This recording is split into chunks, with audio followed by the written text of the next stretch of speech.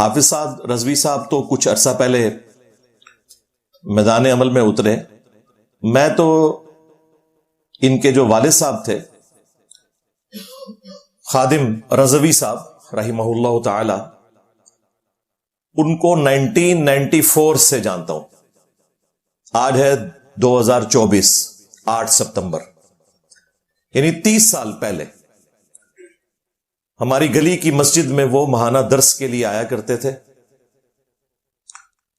اس کی وجہ یہ تھی کہ جہلم شہر میں ان کا پیر خانہ تھا، ان کی بیت جہلم سے ہے، اور اسی عقیدت کی وجہ سے اس چھوٹے شہر میں انہوں نے درس و تدریس کا سلسلہ شروع کیا. ورنہ لاہور سے اس طرح کی بڑی پرسنالٹیز جہلم شہر کے لیے نہیں آتی تھی. اب تو میری وجہ سے فوراً ٹائم مل جاتا ہے، اور وہ سمجھتے ہیں کہ جہلم جا کے ہم تقریر کریں گے تو کوئی تبدیلی لے آئیں گے. تو بس ٹھیک ہے، خوابوں کی دنیا میں آپ رہیں، اچھی بات ہے، ہم تو چاہتے ہیں اسی طریقے سے آپ رہیں. تو 1994 میں جب خادم رضوی صاحب کی داڑھی بھی ابھی کالی تھی اور ان کی ٹانگیں بھی سلامت تھیں، یہ تو بعد میں ایکسیڈنٹ ہوا. پنجابی میں وہ تقریر کیا کرتے تھے اور اردو میں بھی مکس کر کے گفتگو کرتے تھے، اردو اور پنجابی مکس. بہرحال اس وقت بھی ان کی زبان کی روانگی کمال کی تھی، لیکن اس وقت صرف ان کو چند علماء ہی جانتے تھے جو درس نظامی سے وابستہ تھے. جامعہ نظامیہ میں چونکہ وہ سروناف پڑھایا کرتے تھے، مفتی اکمل صاحب بھی ان کے پاس پڑھے ہوئے ہیں اور کئی علماء ان سے پڑھے ہوئے ہیں. لیکن عوامی لیول کے اوپر انہیں کوئی اتنی زیادہ مشہوری حاصل نہیں تھی، اور وہ رہتے بھی بڑے ریزرو تھے، کہیں اس طرح جلسوں کے لیے نہیں جایا کرتے تھے. جہلم بھی وہ صرف اس لیے آتے تھے کہ ان کے پیر صاحب کی طرف سے آرڈر تھا انہیں، حاجی پیر صاحب سے رحمہ اللہ تعالی. ان کے ساتھ بھی میری بڑی عقیدت تھی. میں اپنے گھر سے کالا دے جو ان کا گاؤں ہے، جہاں ان کی بہت بڑی مسجد ہے، سائیکل کے اوپر جمعہ پڑھنے کے لیے جایا کرتا تھا، اور وہ آلموسٹ کوئی پونا گھنٹہ 1 گھنٹہ لگ جاتا تھا. کافی دور تھی وہ مسجد، آلموسٹ سمجھ لیں کوئی 5-7 کلومیٹر تو کم از کم بنتا ہے. بہرحال خادم رضوی صاحب کے ساتھ تو میرا ایک عقیدت کا رشتہ تھا. ظاہر ہے میں خود بھی بریلوی تھا، اس وقت میں گرین پگڑی باندھتا تھا دعوت اسلامی کی وجہ سے.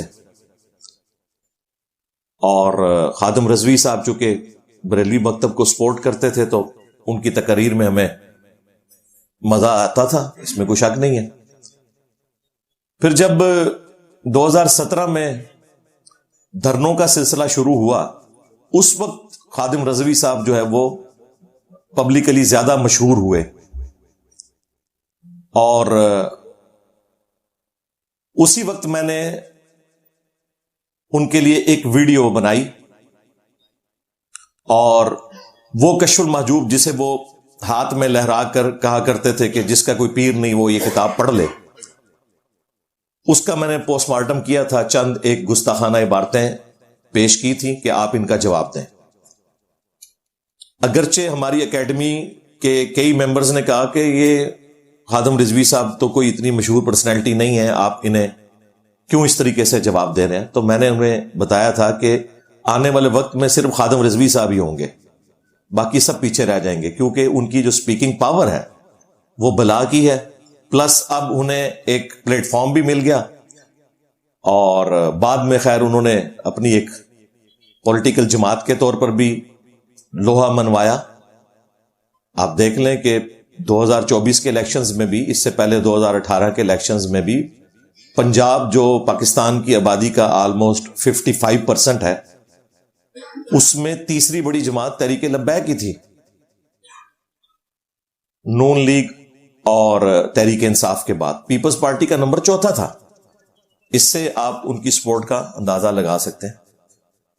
خیر ہمیں ان کی پالیٹکس کے ساتھ کوئی لینا دینا نہیں ہے. ہمارا تو ان کے ساتھ جو دینی اختلاف ہے ہم اسے وقتاً فوقتاً ہائی لائٹ کرتے ہیں. اس وقت بھی میری ویڈیو آئی تھی اور میں نے خادم رضوی صاحب سے کہا تھا کہ آپ اس کا جواب دیں.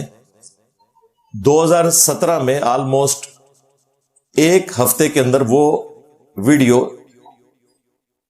6 سے 7 لاکھ لوگوں نے دیکھ لی تھی. اس زمانے میں اتنی ویورشپ آنا بڑی بات تھی. اور یہ میں اس لیے ذکر کر رہا ہوں کہ کوئی یہ نہ سمجھے کہ ان تک یہ بات پہنچی نہیں تھی. ظاہر ہے کہ جب ان کے ماننے والوں تک بات پہنچ گئی تو ان تک بھی پہنچ گئی. بہرحال کئی لوگوں نے انہیں یہ ویڈیو دکھائی بھی. بعد میں ظاہر ہے جب لوگ ریورٹ ہوتے ہیں تو وہ اپنی سٹوری سنا دیتے ہیں. انہوں نے جواباً کہا کہ منڈے نو چھاڑ دو. اس کا جواب نہیں دینا. انہیں پتا تھا یہ باتیں اتنی سالڈ ہیں کہ ان کا جواب دے کر ہم پھنسیں گے. جواب تو یہی تھا کہ یہ بکواسیات لکھے ہوئے ہیں, گستاخانہ عقائد ہے. لیکن یہ بات کر کے تو بریلوی فرقے والوں نے انہیں نہیں چھوڑنا تھا. اور اگر وہ جواب دیتے تو پھر میں نے نہیں چھوڑنا تھا. کیوں؟ کیونکہ میرے نبی عیسیٰ ہے ہی کوئی نہیں, تیرے بابے تے شے ہی کوئی نہیں, یہ ہونا تھا. تو انہوں نے عافیت جانی خاموشی میں اور بار بار اکسانے کے اوپر ایک دفعہ انہوں نے تقریر کے دوران کہہ دیا کہ ایک منڈا ہے نیٹ ہوتے ہوتا ہے, ایک لڑکا ہے جو نیٹ پہ ہوتا ہے اور وہ ہمیں کہتا ہے کہ لبیک یا رسول اللہ کے صیغے کو درست کرو, لبیک نہ کہا کرو, اس پہ وقف نہ کیا کرو, لبیک یا رسول اللہ کہا کرو. وہ کوئی ایک بندہ سنا نیٹ پر, وہ کہتا رہتا تھا مولی خادم کو لبیک کسی کا نہیں پتا, وہ بھی کوئی تھا. میں کہتے اس کو جواب دو, لبیک پر وقف کیوں کرتے ہیں؟ میں کاسی کر رہے ہیں, وقف ایسی کیتا ہے تیرے ڈیڈے کیڑا پر وقف کیسی کیتا ہے؟ کہنا لبیک کا ہونا چاہیے. میں کہ تو کا پڑھتا رہو, اسی کا لبیک پڑھتے رہتے. تو یہ تو چیز میں نے ٹھیک ہائی لائٹ کی تھی. تو اس کے جواب میں انہوں نے کہا کہ ساڈی مرضی ایسی جو مرضی کبھی ہے. انہیں پتا تھا یہ بات درست ہے. کانٹینیوس پڑھیں گے تو لبیک یا رسول اللہ ہوگا. اگر آپ نے نعرہ لگوانا ہے لبیک لبیک لبیک, ٹھیک ہے, تینوں پہ وقف کریں. لیکن جب آپ چوتھی دفعہ بولیں گے پھر لبیک یا رسول اللہ نہیں ہوگا, لبیک یا رسول اللہ, کیونکہ وقف نہیں ہوگا, کاف کے اوپر زبر ہے. تو یہ میں نے ہائی لائٹ کی تھی. انہوں نے اس کو ایکسپٹ نہیں کیا اس حوالے سے کہ اپنی اصلاح کرتے. بل یہ وہ مان گئے کہ اس کا جواب کوئی نہیں ہے. ان کا ہماری مرضی, تم لبیک یا رسول اللہ پڑھو, ہم لبیک یا رسول اللہ پڑھیں گے. خیر وہ غلطی عربی لنگوسٹک کی آج تک چل رہی ہے. لیکن اس ویڈیو میں صرف میں نے سیگے کی بات نہیں کی تھی, کشف المحجوب سے چند گستاخانہ عبارتیں ہائی لائٹ کی تھیں جو آج میں دوبارہ سے کر دوں گا انشاءاللہ تعالی. ان کا جواب دینا تھا, وہ انہوں نے نہیں دیا. جواب کیا دینا تھا؟ یہ ویڈیو اپلوڈ ہوئی اور کچھ ہی ہفتوں کے بعد 28 اکتوبر 2017 کو مجھ پہ پہلی دفعہ مرڈر اٹیمپٹ ہو گئی. اور وہ جو لڑکا آیا تھا وہ TLP سے ہی موٹیویٹڈ تھا. اس کے بعد سے لے کر اب تک جو ڈکلیئرڈ مرڈر اٹیمپٹس ہیں نا وہ 5 ہیں. اس کے علاوہ بھی لوگ مہمان آتے رہتے ہیں. اللہ کا شکر ہے کہ جیلم کی جیل بڑھتی جا رہی ہے مہمانوں سے. لیکن 5 تو ڈکلیئرڈ تھیں اور 5 جو ہیں وہ TLP کے موٹیویٹڈ تھے. میں یہ نہیں کہتا کہ TLP نے لانچ کیے تھے یا انہیں بھیجا تھا کہ تم جاؤ. سیلف موٹیویٹڈ تھے, کیونکہ ہمارے پاس کوئی ایسا ثبوت نہیں ہے. ایجنسیز نے بھی یہی بتایا کہ یہ سیلف موٹیویٹڈ لوگ تھے جو ان کی فون کالز پکڑی گئی جس لیول تک بھی.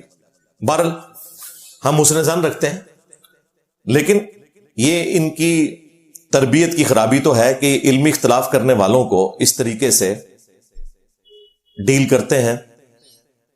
حالانکہ جن فرقوں کو یہ کافر سمجھتے ہیں ان کے پاس کبھی کوئی بندہ ان کے کسی مولوی کو شہادت کے رتبے پر پہنچانے کے لیے نہیں گیا. کبھی سنا ہے آپ نے؟ بالکل نہیں.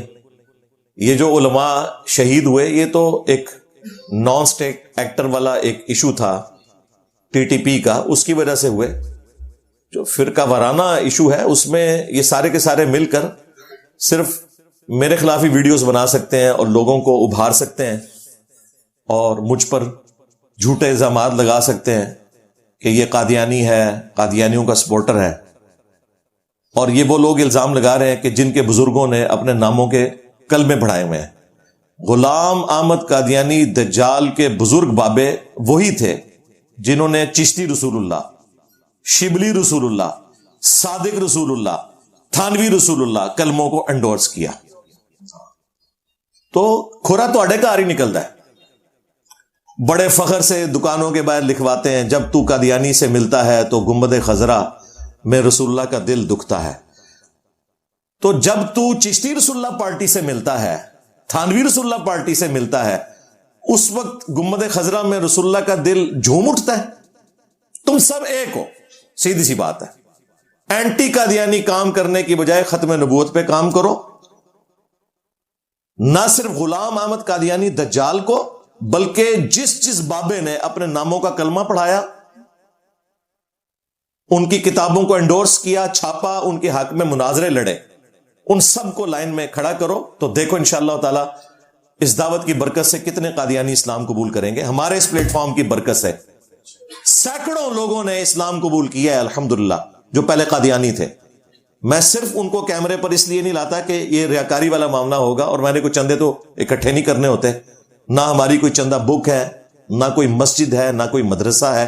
یہ جگہ بھی کرائے پہ ہے, اور پورے اخلاص کے ساتھ اپنی جیب سے لوگوں کو کھلا کر دین کی بات عام کر رہے ہیں. اس لیے مجھے تو کوئی موٹیویشن نہیں اس حوالے سے. ہمارا اجر ہمارے رب کے حضور آخرت میں پکا ہے انشاءاللہ تعالی.